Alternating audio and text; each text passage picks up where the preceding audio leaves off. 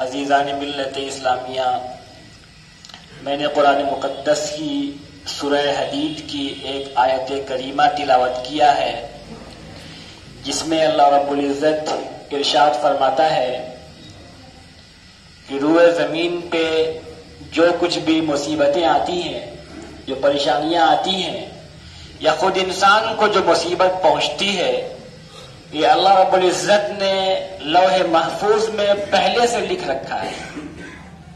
ما اصاب من مصیبت فی الارض ولا فی انفسکم الا فی کتاب من قبل ان نبرأها، کہ جو کچھ بھی زمین میں پریشانیاں اور مصیبتیں ہیں یا خود انسانوں کو جو تکلیف پہنچتی ہے، یہ اللہ نے پہلے سے لوح محفوظ میں لکھ رکھا ہے۔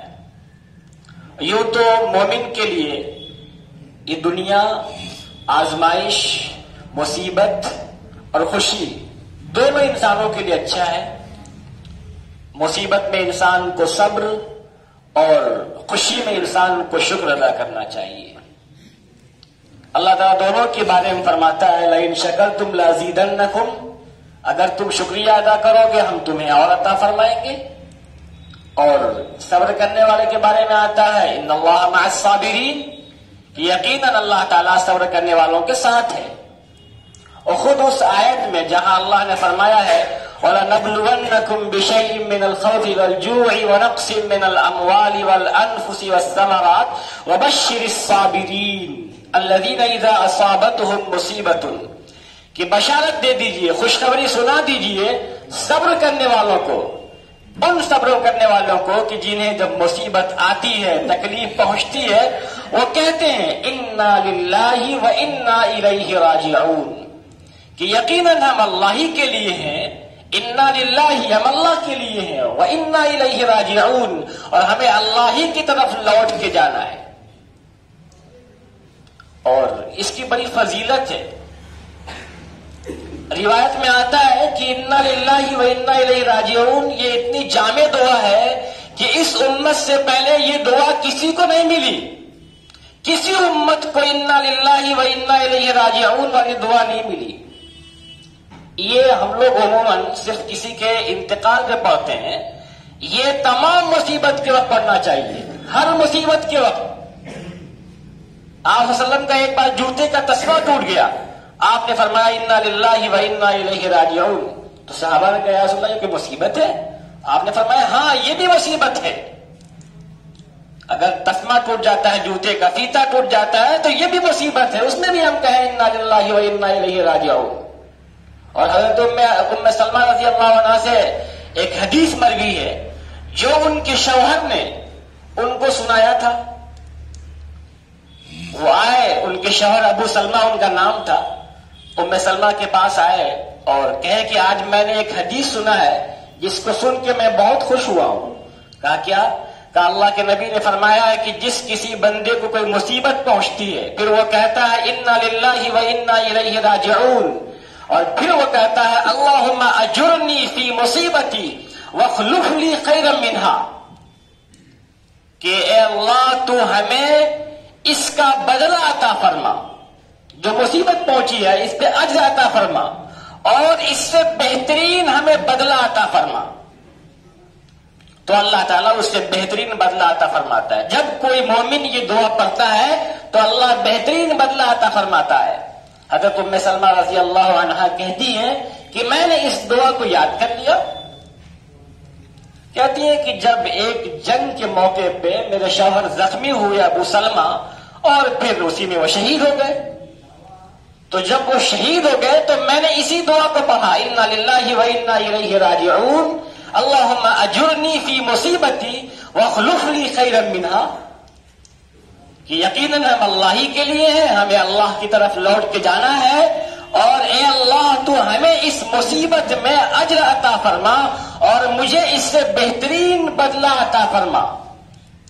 حضرت ام سلمہ خود ہی فرماتی ہیں کہ میرے ذہن میں ایک بات آ رہی تھی کہ ابو سلمہ جو ہمارے شوہر ہیں ان سے اچھا شوہر مجھے کہاں مل سکتا ہے۔ میں دعا تو پڑھ رہی تھی لیکن میرے ذہن میں یہ بار بار بات خیال آ رہی تھی، یہ خیال آ رہا تھا کہ ابو سلمہ سے اچھا شوہر کون ہو سکتا ہے۔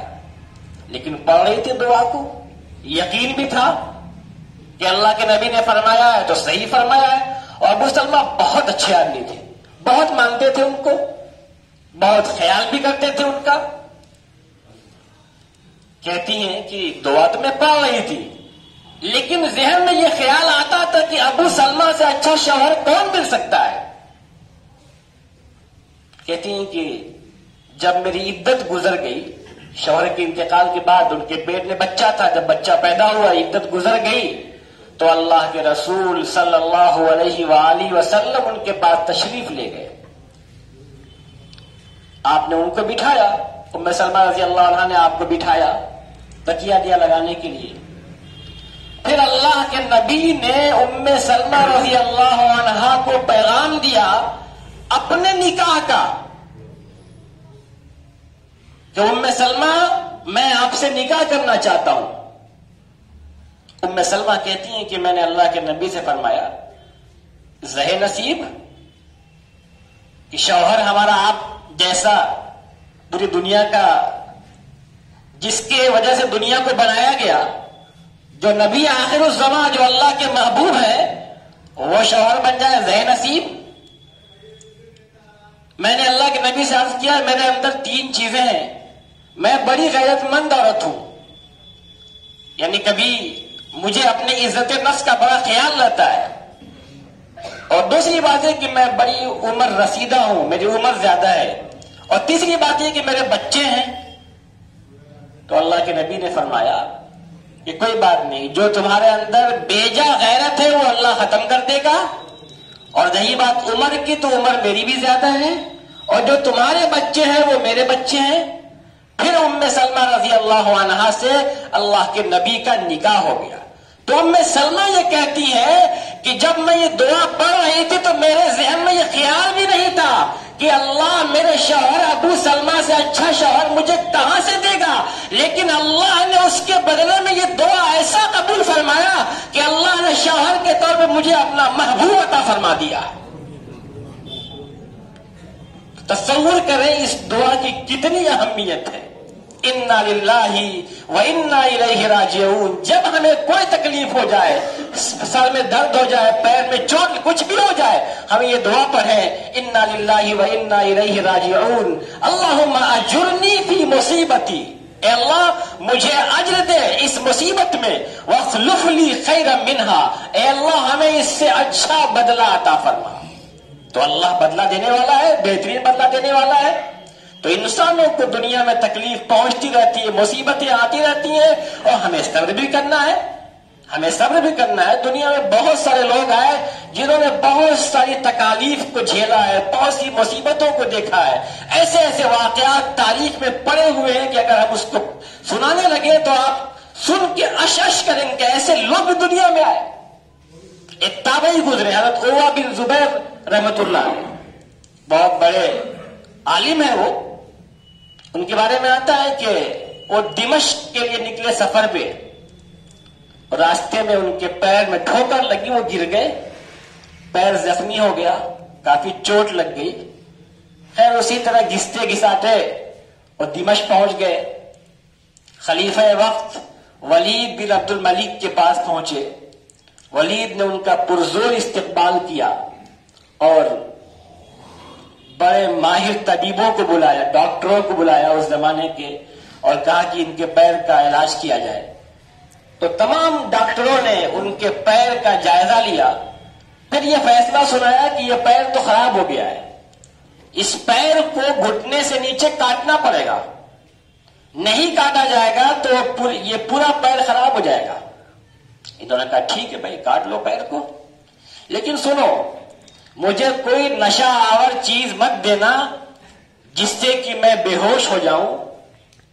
میں نہیں چاہتا کہ کوئی ایک لمحہ بھی ہمارا اللہ کی عبادت سے غافل ہو، یعنی میں بے ہوشی کی حالت میں ہوں، میں نہیں چاہتا. کہ حضرت بہت تکلیف ہوگی. کہا کوئی بات نہیں آپ پیر کاٹے. تو کچھ نوجوانوں کو بلایا انہوں نے. کہا انہیں کیوں بلایا ہو؟ کہا یہ آپ کو مضبوطی سے پکڑیں گے، جب آپ کے پیر کو کاٹا جائے گا تو آپ بیچ میں کہیں ایسا نہ ہو کہ چلانے لگے، آپ بھاگنے لگے، اس لیے. کہا نہیں کوئی ضرورت نہیں ہے. پھر ان کے پیر کو کاٹا جانے لگا.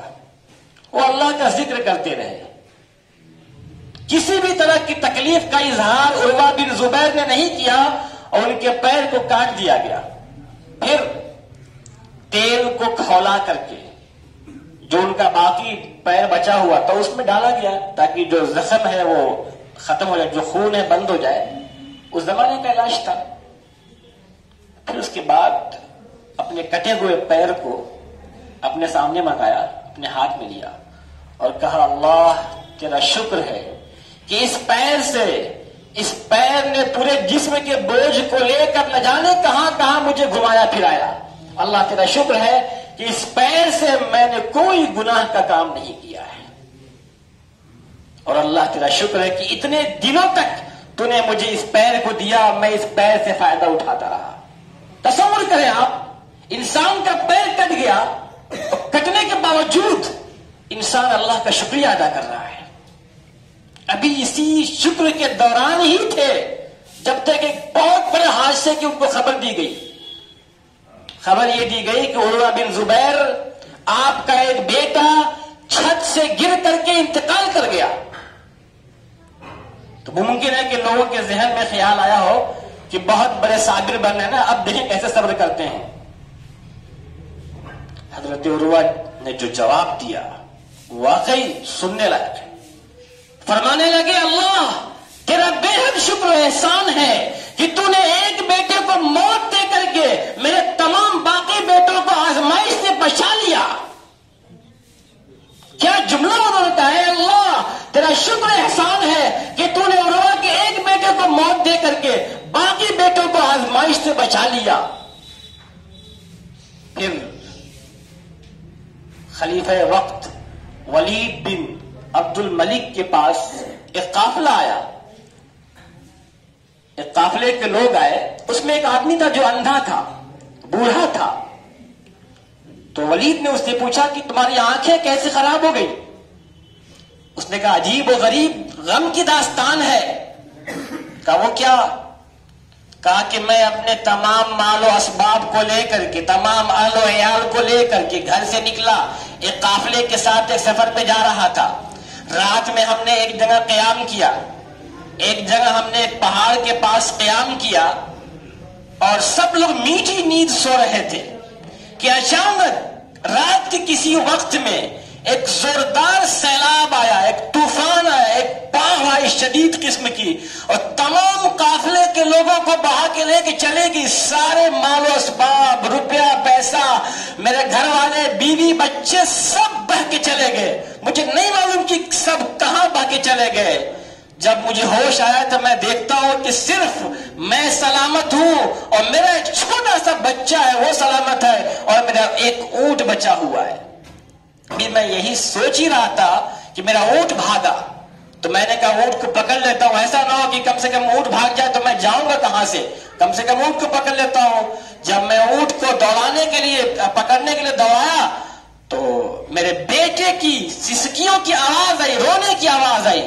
میں پلٹ کے لوٹا تو کیا دیکھتا ہوں کہ ایک بھیڑیا ہے جو میرے بیٹے کو اپنے منہ میں لے کے چبا رہا ہے اور میرا بیٹا زندگی کی جنگ ہار چکا ہے اور اس کی روح پرواز ہو چکی ہے. پھر کہتے ہیں کہ میں بیٹے کو چھوڑ کر کے پھر میں لوٹا اونٹ کی طرف کہ اونٹ کو پکڑ لوں. جب میں لوٹا اونٹ کی طرف تو اونٹ نے مجھے 2 لتی مارے جس سے میری دونوں آنکھیں ضائع ہو گئی, میری آنکھوں کی روشنی چلی گئی. ولید بن عبد الملک نے کہا عروہ بن زبیر کو جا کے یہ بتا دو کہ آپ کو آپ کا صبر و شکر مبارک, آپ کو آپ کا صبر و شکر مبارک. اس بندے کی تکلیف آپ سے زیادہ ہے, اس بندے کی تکلیف آپ سے کہیں زیادہ ہے کہ اس نے اپنے مال و متاع کو کھویا, اپنے بیوی بچوں کو کھویا, اپنی آنکھوں کو ضائع کیا, سب کچھ ٹوٹ گیا اس کا. تو دنیا میں بہت سارے غم کے مارے لوگ ہیں. جب ہم کسی غم والے کو دیکھیں گے تو ہمیں اپنی مصیبت ہلکی لگے گی. انسان کو جو مصیبتیں آتی ہیں اس پہ انسان کو چاہیے کہ صبر کرے.